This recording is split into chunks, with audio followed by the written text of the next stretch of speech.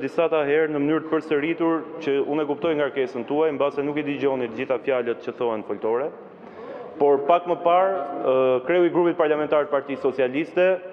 fyu, përveç se gënjeu në gjithë retorikën e tij propagandistike, fyu drejt për drejt deputetët e opozitës, duke përdorur termin "nuk jam si këta që lehin" apo "nuk jam si rraca e këtyre". Kërcënoi deputetin Balliu duke i thënë "ta tregoj unë ty, se me ty merrem unë",